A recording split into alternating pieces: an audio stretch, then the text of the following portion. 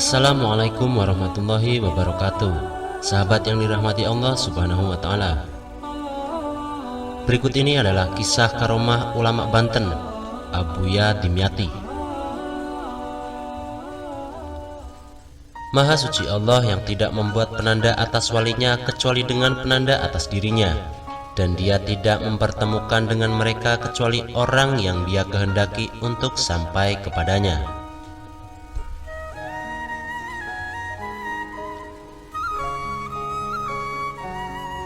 Wallahu a'lam, ada banyak cerita tak masuk akal dalam buku ini.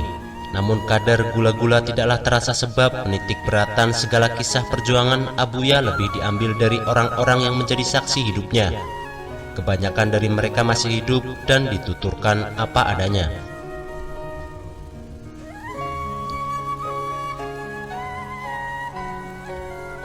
Abuya memang sudah masyhur wiroi dan topo dunyo semenjak masih mondok di usia muda.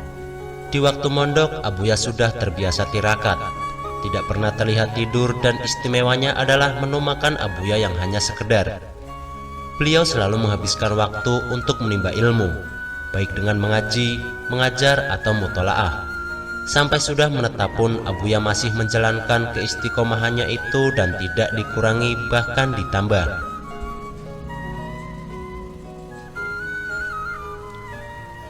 Di tahun 1999 Masehi, dunia dibuat geger.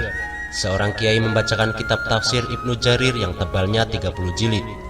Banyak yang tidak percaya si pengajar dapat merampungkannya. Tapi berkat ketelatenan Abuya, pengajian itu dapat khatam tahun 2003 Masehi. Beliau membacakan tafsir Ibnu Jarir itu setelah 4 kali khatam membacakan tafsir Ibnu Katsir. Salah satu cerita karomah yang diceritakan Gus Munir lagi adalah di mana ada seorang kiai dari Jawa yang pergi ke makam Syekh Abdul Qadir Al-Jailani di Irak. Ketika itu kiai tersebut merasa sangat bangga karena banyak kiai di Indonesia paling jauh mereka ziarah adalah makam Nabi Muhammad SAW.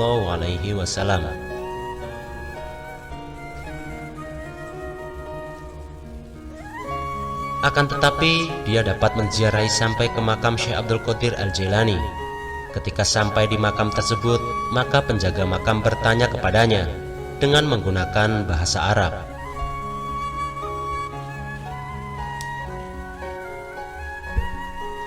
"Dari mana kamu?"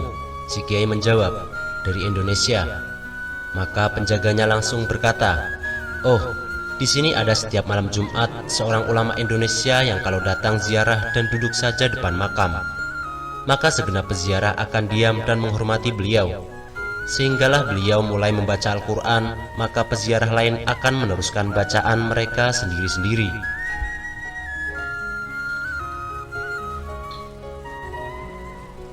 Maka kiai tersebut kaget dan berniat untuk menunggu sampai malam Jumat agar tahu siapa sebenarnya ulama tersebut. Ternyata pada hari yang ditunggu-tunggu ulama tersebut adalah Abuya Dimyati. Maka kiai tersebut terus kagum, dan ketika pulang ke Jawa dia menceritakan bagaimana beliau bertemu Abuya Dimyati di makam Syekh Abdul Qadir Al-Jailani ketika itu. Abuya masih di pondok dan mengaji dengan santri-santrinya.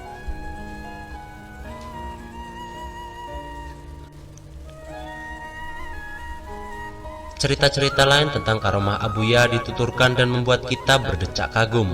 Subhanallah. Misal seperti masa perjuangan kemerdekaan di mana Abuya di garis terdepan menantang penjajahan. Kisah kereta api yang tiba-tiba berhenti sewaktu akan menabrak Abuya di Surabaya. Kisah angin mamiri diutus membawa surat kepada Kiai Haji Ru'yat.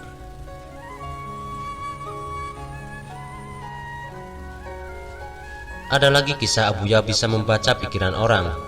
Kisah nyata beberapa orang yang melihat dan bahkan berbincang dengan Abuya di Mekah padahal Abuya telah wafat.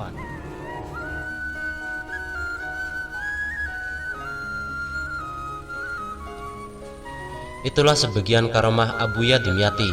Semoga kisah ini dapat menambah kecintaan kita kepada Allah dan para kekasihnya, agar tergugah hati kita untuk senantiasa meneladaninya dan makin giat beribadah kepada Allah Subhanahu wa ta'ala.